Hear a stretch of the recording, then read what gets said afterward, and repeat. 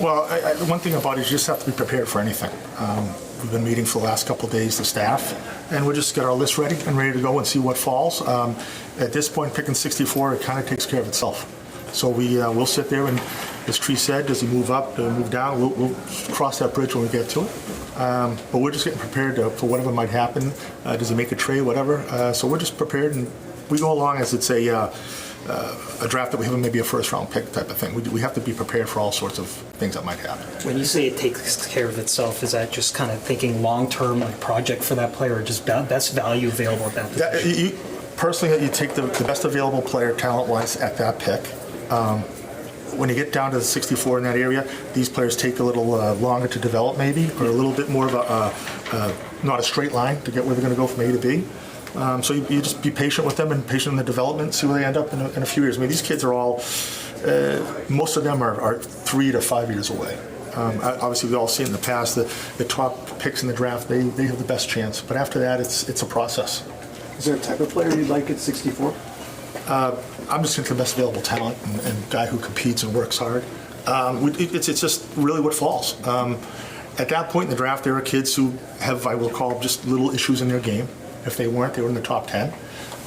But they all have some talent, some elite level that helps them out that we'll try and pick up and get to. Are you able to quantify what the talent pool is at the depth level this year compared to previous years? I'd say there's in the draft in general, there's a very good group in the top end.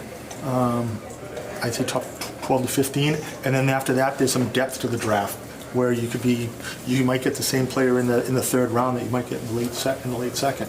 So there's a group of guys or multiple people that are pretty good, but they all have a little wart, but they might end up with something. How many of the top prospects did you interview just for intel purposes? Maybe like a Schaefer, Misa, someone like that? We did not interview those guys. What happens is our staff, I direct our staff to make contact with all the players in their region. They're responsible to interview everybody, get intel, talk to the coaches, just put it in our memory bank, put it in our computer system for future reference. That's what every guy in the region has to do. And no matter what league, Europe, North America, they all have to. That's their job. How much do you scout a player's personality as opposed to their on-ice skill? We dig into the personality, their background checks. It's very important what their type of family upbringing is, where they came from. Talk to coaches, talk to trainers, talk to just family background. Just trying to find out as much as we can about a player. You find things out that a little interesting, and that's part of our job. How much of a challenge is that to identify competitiveness? Obviously, skill, you can see it, but competitive. So we see it every year, teams that go deep. It's always those guys that seem to have a little extra to their game. How difficult is that? I think one of those, that's a great question. I think you have to watch the player play, and they play in key situations or key games. Playoff hockey is very important. How do they compete in those high-end games with big end results, hopefully, for these kids? And I think by watching them play in key moments and key situations, you can get a feel for if they're competitive or if they just kind of falter off a little bit. So you can get a feel of doing it.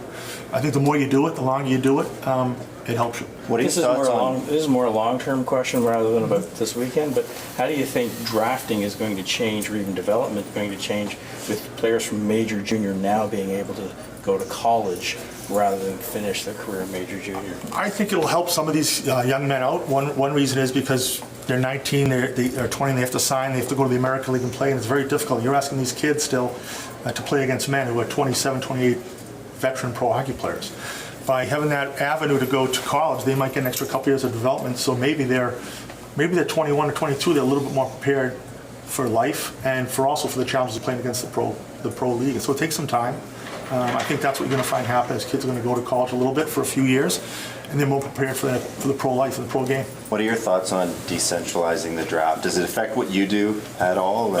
It doesn't affect much what we do. I think Tree mentioned about it. It's you don't have the ability to walk up and maybe talk to another team right there on the table. The other thing that's come about is if you're very interested in a player, you tend to have the ability to meet with them again, and we can't do that. Meet them someplace in the hotel or wherever you're at, so we can't do that now. So that's a little curveball, but we've done COVID times and do what you have to do, and we've done a lot of Zoom calls with these players, so it is what it is. In your mind, how close is Ben Danford to being an NHL? Ben's a real good player. He's got a good skill set. He's getting stronger every day. He had a really good playoff run. I think he's just a young man who needs time and maturity to play at the pro game.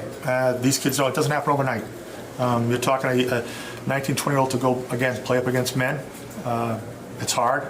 If it was easy, everybody would be doing it. So I think he could take a year, 2, 3, just see how it does when he gets there. When you're looking at defensemen, how important is size? Well, look at the playoffs. You had some guys, Florida has a big team. You have 2 months of grind. I think that size is a factor, but also if the kid has a big heart and a big compete level, that can do something. But I do like size, no question about it. Do you think it takes a specific personality to work in a big market like Toronto, or how do you kind of measure that? I think these kids are all, they're a lot more worldly than they were 20 years ago.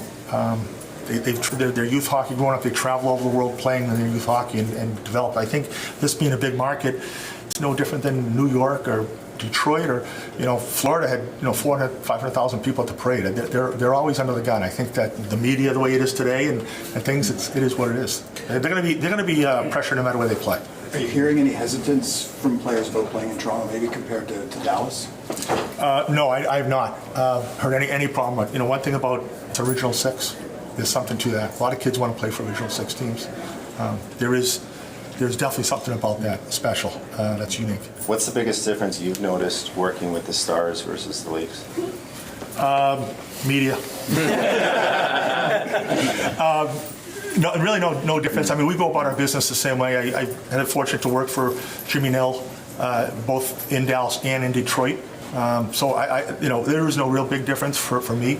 We just go about our business in the amateur side, do what we do, and be prepared. During the interview process, do you like to put kids on the spot, or do you try and get them to talk more about themselves? We ask more about what type of people they are, the family background, what type of player they might think they are at the NHL level, how soon will they play in the NHL.